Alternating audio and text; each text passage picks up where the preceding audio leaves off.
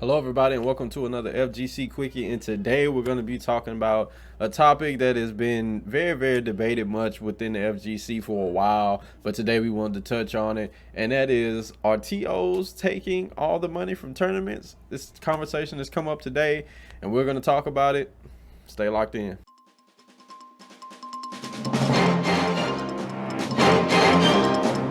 So this topic today was actually sparked by this tweet right here. There's no way 7th place at SSC gets $100. So, and this person who this main thing has come out to be about has said that the only people making money is top 2 in the TOs. So also right here at this point, he tries to clarify a little bit by saying, oops, I was talking about major TOs, by the way, not regular locals.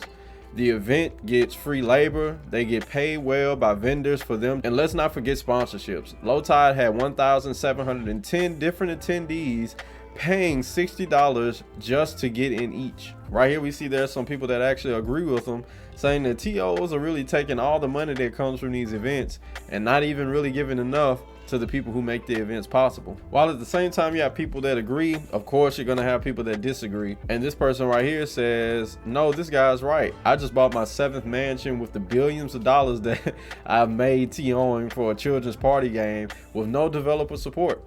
So, you know, they're basically talking about Nintendo right there with no developer support. As you see the tweet that he quote retweeted, TOs take the profits and Nintendo doesn't support us, so there's no liquidity for the players really. At this point is where I actually saw this ad and we caught on to what was going on, where Hungrybox says, breaking news, local Smasher does not realize that convention hall rentals with internet and amenities can literally cost over $100,000 for just the weekend. So then we have other people here that come and say they give all the different prices and things like that of stuff that actually costs money within these tournaments to make these majors actually happen. Then we have well-known combo breaker TO, main TO Rick the Idol, coming and saying, my favorite casting to hit these kind of posts with is chair and table rentals. Watch their eyes go wide when linen costs extra. And then we have the guy coming again basically saying all the different things that cost them money. So I didn't really want to spend too much time really going into the chaos of the tweets and things of that nature, but really more so giving our own personal take on this. And one thing that I could say from this is there seems to just be a lack of knowledge of everything of what's going on within the FGC. Many people who attend these tournaments and their locals, even their majors, they don't know what goes into the cost of making these tournaments happen. All they really know is that you're asking me a certain amount of money to get into the venue and play the game, and that's all I know. But then I go on Twitter and I'm hearing that, you know, people feel like they're not getting paid enough and all that other stuff. Nobody really knows the ins and outs of the business of what it actually takes to make these events happen.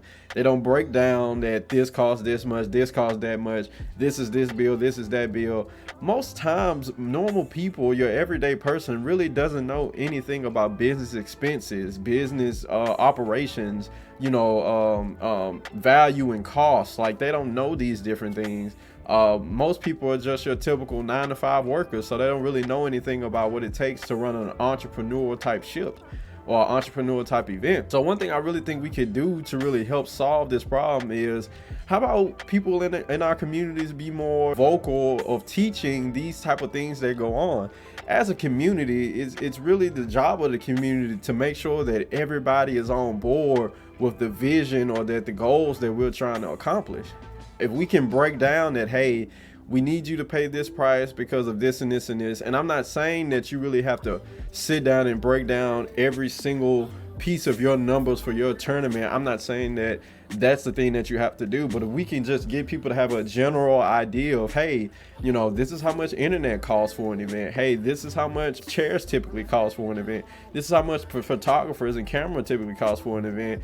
And if we want to keep these things going, then we really need support for the community. So this is why the prices are like this. So if we could really break down and vocalize what, like, the business, the general business, once again, not saying that we have to really dive in deep to what it is that people are doing with their budget, but if we could just give general ideas, general precepts, general principles, general concepts of what it takes to run an event, then we can get away from so many people feeling like, hey, it seems like I'm just spending money on these events and my money is going nowhere. You know, if you leave people out in the blind, a lot of times people are just going to come up with their own conceptions. They're going to come up with their own ideas of what they think is going on. So that's something that we really need to really do more. I feel like within the FGC, because a community are people that come together for what common thing unites them for a specific purpose, and that common thing that unionizes us